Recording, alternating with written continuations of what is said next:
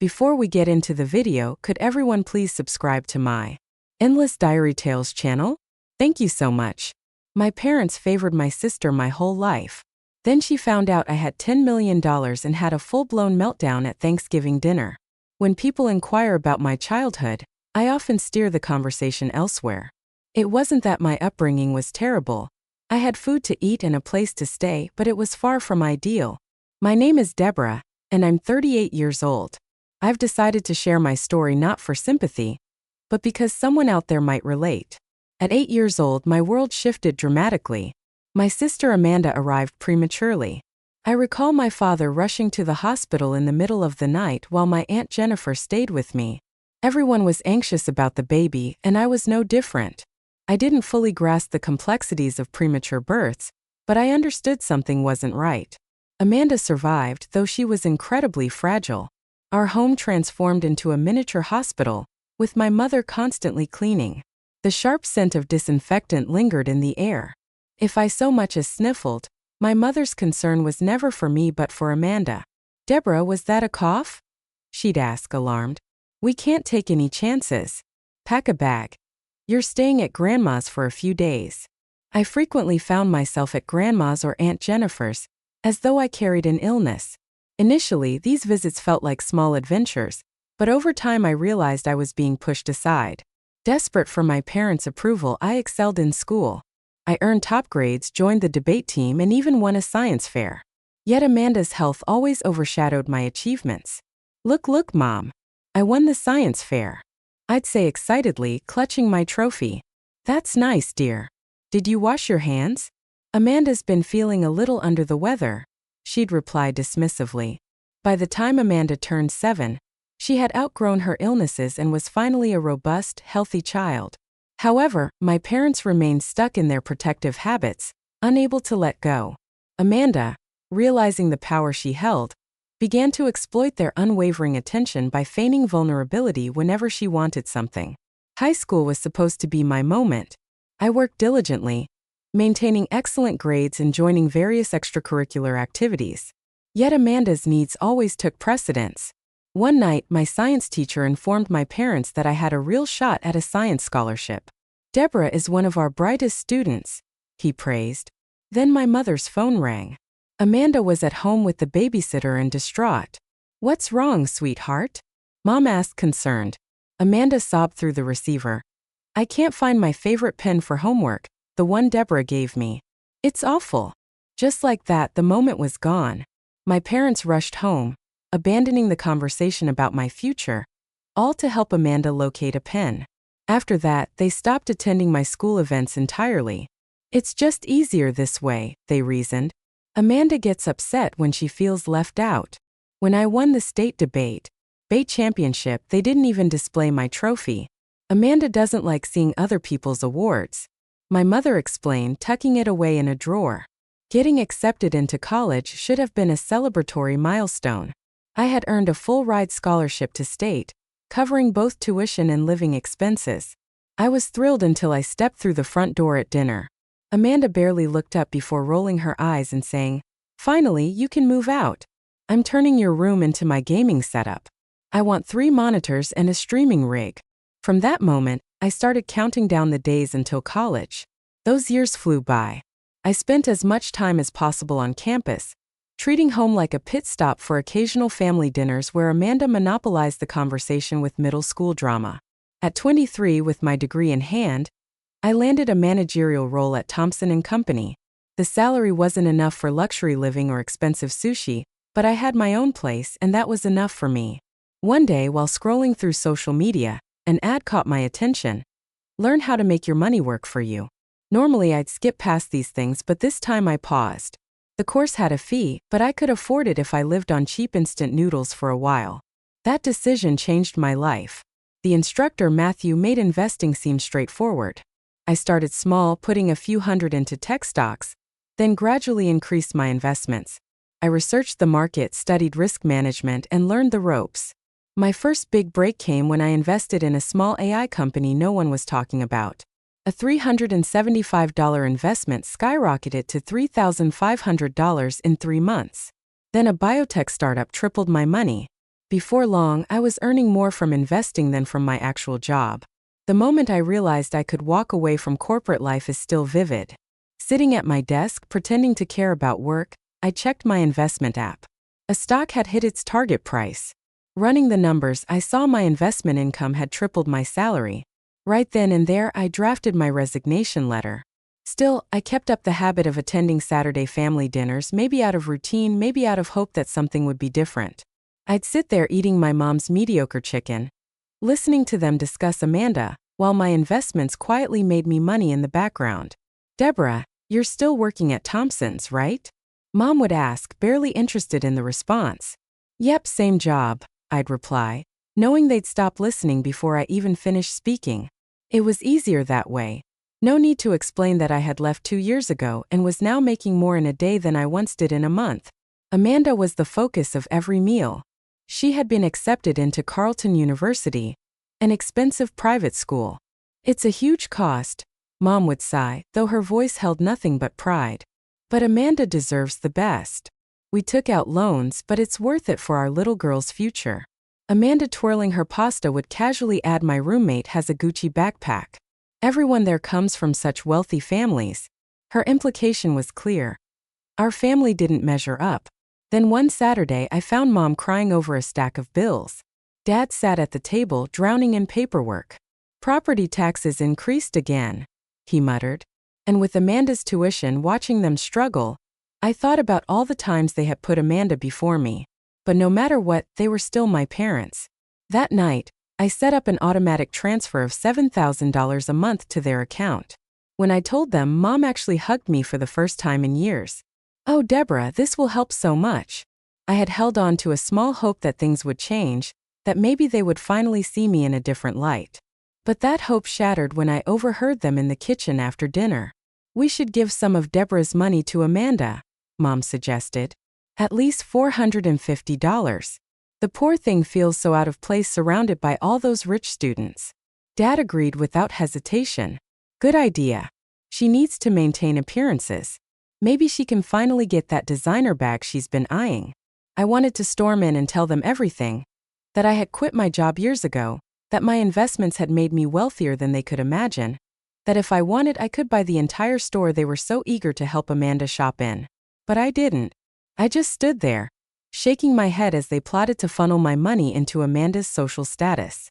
By the time I turned 29, I was ready for something new. My investments had exceeded my wildest expectations, and I was done with renting. After months of searching, I found the perfect apartment, secure with a stunning city view.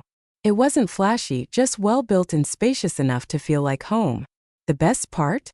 I could buy it outright, no mortgage, no debt, no financial strings attached.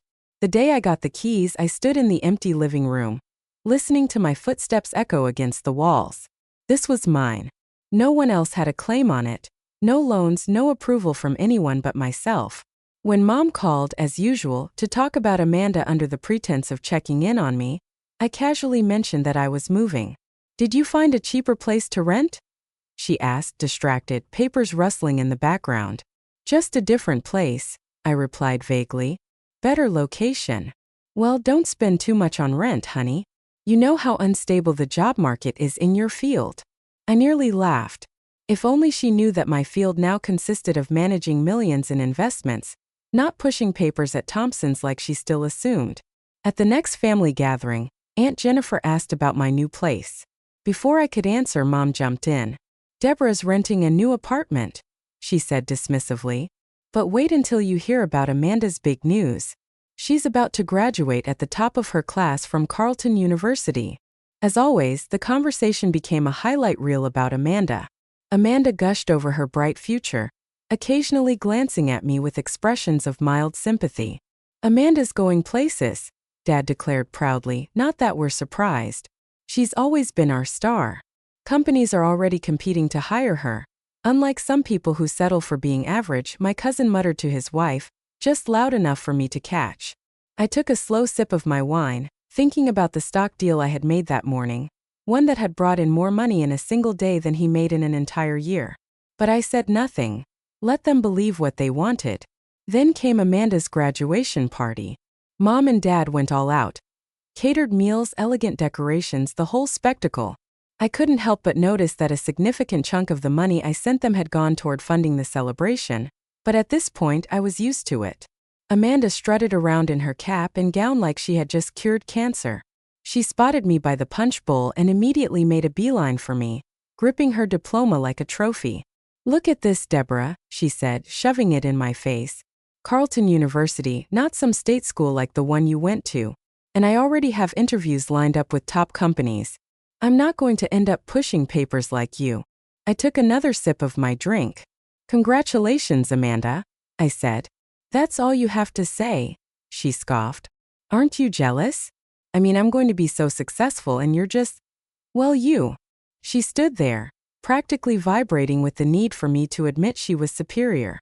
I could have easily told her about my investments, my fully owned apartment, and how I made more before finishing my morning coffee than she would in her entire first year at work. But what would be the point? Instead, I simply shrugged and walked away, leaving her standing there, clutching her diploma like a shield against her own insecurities. 3 months after graduation, Amanda was still job hunting. Those companies she had boasted about, the ones supposedly eager to snatch her up, didn't seem too impressed with her pricey degree after all. Meanwhile, the student loan bills had started arriving. One evening, Mom called. "Deborah, do you have a second to talk?" I already knew what was coming. Amanda's loan payments. She hesitated, probably trying to add some dramatic weight to her words. "They're really taking a toll on us, honey. And with all our other expenses, I hate to even ask, but could you possibly? How much do you need?" I cut in, already sensing I'd regret it. "Well, if you could raise your monthly contribution to $3,500, it would be an absolute lifesaver." I thought about all the times they had dismissed my accomplishments, all the moments Amanda had mocked my career. But I also considered my bank account sitting comfortably in the 7-figure range, something my family remained completely oblivious to. "All right," I finally said. "I'll adjust the payments starting next month." Mom barely got her thank you out before launching into plans. "For the money, this will help so much with Amanda's loans, and maybe we can get her some proper outfits for interviews." A few weeks later, Amanda finally landed a job at the same company where Dad had connections. He just so happened to know the HR director from college. The irony wasn't lost on me when she walked in with the title of manager.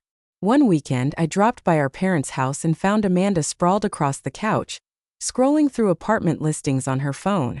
"Everything is ridiculously overpriced," she complained. "I can't believe I have to stay here with Mom and Dad. It's so humiliating." "You could consider a smaller place," I suggested. "Or maybe look outside the city center."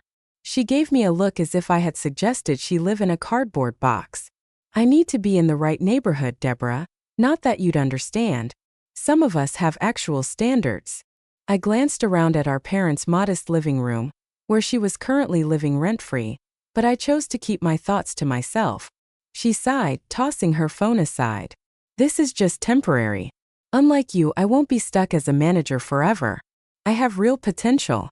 As Thanksgiving approached, Mom threw herself into her usual frantic hosting routine. Every year, she insisted on doing everything herself, transforming the kitchen into a chaotic mess. But this time was different. "I have no idea what I'm going to do," she lamented over the phone a week before Thanksgiving. "I strained my back pulling Amanda's laundry out of the dryer, and now I can barely stand. How am I supposed to cook for 20 people? Why don't you let me take care of it?" I suggested. "I can have everything catered from that new restaurant downtown." Mom's tone immediately brightened. "You're such a wonderful daughter. I don't know what we'd do without you." On our video call, I caught a glimpse of Amanda in the background dramatically rolling her eyes. Even the smallest bit of praise directed at me was enough to ruin her mood. Thanksgiving Day arrived, unfolding like every other family gathering. The catered food showed up right on time, and I helped Mom set everything up while doing my best to ignore Amanda's ongoing comments about how store-bought stuffing could never measure up to homemade. I brought my laptop along since the Asian stock markets would open during dinner, and I had investments to monitor. I set it up in my old bedroom, left it running, and went to join my family. The food was excellent, far better than Mom's usual dry turkey. As everyone got comfortable with their plates, Mom couldn't resist bringing up her injured back. I was so worried about how I'd manage all the cooking, she told the room full of aunts, uncles, and cousins. But Deborah stepped in and arranged for this wonderful catered meal. Wasn't that thoughtful? That was really generous of you, Deborah. Aunt Jennifer smiled warmly. I imagine it wasn't cheap. Oh, it's nothing, I replied, brushing it off. I'm just glad everyone's enjoying it. Earns enough at that management job to help us quite a bit. Mom added proudly, probably the first time she had ever openly acknowledged anything I did. Across the table, Amanda's face darkened without warning. She shoved her chair back and stormed out of the room. I thought it was just one of her usual tantrums, but something felt different. When she returned, she was gripping my laptop, her smirk sending a cold wave of dread through me. Let's find out just how well Deborah's really doing, she announced, her voice dripping with satisfaction. Since she's so generous, she won't mind if I show everyone her bank balance. Time to expose what a fraud she actually is. I shot up from my seat. Amanda, don't. But it was too late. She had already turned the laptop around. My banking app, still open from earlier, was on full display. The room went utterly silent. Amanda's expression twisted as all the color drained from her face. Her hands trembled so violently I thought she might drop the laptop. Amanda! Mom's voice wavered with concern. What is it? What does it say? Amanda's voice came out in a whisper. 10 million. The silence was suffocating. I could hear the ticking of Mom's old wall clock, the hum of the refrigerator, and the faint clatter of my cousin's fork hitting his plate. There must be some mistake, Aunt Jennifer murmured, leaning closer. Deborah's just a manager at Thompson. I haven't worked at Thompson in years, I stated calmly, finally telling the truth. I left to focus on investing full-time. I studied the markets, took courses, and became highly skilled. You mean you're rich? Amanda's voice cracked on the last word. I took a slow breath, looking at the stunned faces around me. I've been investing for years. I started small, learned as I went, and yes, that account has $10 million in it. I wasn't keeping it a secret. You all just never asked. The silence barely lasted 3 seconds before Mom shattered it with a piercing shriek. 10 million. She jumped up, her face turning an alarming shade of red. You've had $10 million and you let us struggle? I stared at her in disbelief. Struggle? I send you $2,000 every single month. Her voice climbed to an ear-splitting pitch. Your sister has student loans. We have bills. How could you be so selfish, so unbelievably greedy? Dad's face twisted with fury. We raised you better than this, Deborah. You've been sitting on all this money while your own family suffers. Something inside me snapped. Years of being the overlooked one, the reliable but unimportant daughter, came crashing down all at once. Oh, so saving money is a crime now? That's rich. I scoffed, though there was nothing funny about it. Tell me, where was Mom and Dad's magical savings when it was time to pay for your college, Amanda? Oh, that's right, they never saved a dime because they spent everything on you. But here's the kicker. They didn't pay for my education either. I earned a full scholarship while you racked up loans for your fancy private school. That's calm. Completely different. Mom snapped. Amanda needed, Amanda wanted. Amanda, Amanda, Amanda. I cut her off, my voice rising. It's always been about Amanda. Well, here's a reality check. My money is mine. Every single dollar I earned it. $3,500 a month is nothing to you. Mom shot back. You should be giving us at least $10,000. We're your parents. A sharp, bitter laugh escaped me. $110,000? What, so you can keep pampering your golden child? I turned to Amanda, who was inching away. Now you wanted to expose me as a failure? How's that working out for you? The sister you mocked for being just a manager turned out to be the one who actually made something of herself. Tell me, Amanda, how does that feel? The entire family sat frozen, forks in midair, watching the disaster unfold like a chaotic tennis match. If you're so successful, Mom sneered, then you should be supporting your family. That's your duty. My duty? I stepped closer to Amanda and snatched my laptop from her shaking hands. No, my duty ended the moment you decided I didn't matter. You put everything into Amanda because she was the special one with the bright future. Well, go ahead, let her and that bright future of hers take care of you. Aunt Jennifer tried to intervene. Maybe we should all take a breath. But it was too late. Mom and Dad were both yelling now, their voices merging into a deafening storm of anger, blame, and entitlement. Amanda had burst into tears, her go-to move when things didn't go her way. I didn't say another word. I just turned and walked out of the house I had once called home. As I reached my car, I could still hear my mother's furious voice screeching behind me. The messages started before I even made it back to my apartment. My phone buzzed nonstop. Calls, texts, all from Mom, Dad, and Amanda. At first, they were furious, demanding. Then they shifted to guilt-tripping. I tried responding at first, thinking maybe, just maybe, they'd finally understand, but it was useless. They didn't want to understand, they wanted my money. Then Mom took it to social media. Her post was a masterpiece of manipulation. My heart is broken to discover that my eldest daughter has become wealthy while her family struggles. She refuses to help her sister with her student loans or support her aging parents. Money truly does change people. Please keep Deborah in your prayers, so she remembers the meaning of family. The backlash came from all directions. Family, friends I hadn't spoken to in years suddenly had strong opinions about me. How could she be so heartless? I always knew something was off about her. What kind of person abandons their own family? Mom eagerly engaged with every comment, responding with crying emojis and messages of gratitude for their support. The relatives who had actually witnessed the Thanksgiving chaos remained silent, but their silence did nothing to stop the flood of judgment. Strangers and distant acquaintances labeled me selfish, ungrateful, and cruel. That was the final straw. I opened my banking app and stared at the automatic transfers to my parents, $3,500 every single month. Money they had dismissed as if it meant nothing. With a single tap, I canceled it. Then I sent one last message to Mom. I've stopped the payments. I'm done being your personal ATM. Don't contact me again. But they didn't understand. The calls escalated, flooding my phone at all hours. Amanda used different numbers to reach me when I blocked hers. Dad left endless voicemails droning on about my supposed obligation to family. Mom doubled down on her social media theatrics, twisting the narrative further. I blocked them all. Phone numbers, emails, every social media account they could use to reach me. But I knew they wouldn't stop there, so I took precautions. I called James, the front desk manager of my building. I need to put some names on the do not allow in list, I told him. I provided their full names, descriptions, and even showed him their pictures. He nodded, noting everything down. Sure enough, the very next day, James called my parents, and Amanda had shown up trying to force their way in. They made a scene in the lobby, shouting threats and claiming they'd call the police. That night, I sat down with my laptop and started browsing houses in other states. Maybe it was time for a fresh start somewhere they couldn't find me. Some would call it running away, I call it setting boundaries. They had their chances, years of them. They could have supported me, acknowledged my hard work, treated me with the same love and respect they showered on Amanda. Instead, they belittled me, dismissed my success, and only came running when they wanted my money.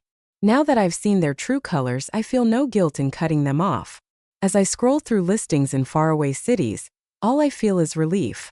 Sometimes the healthiest thing you can do is walk away, even if it means walking away from family.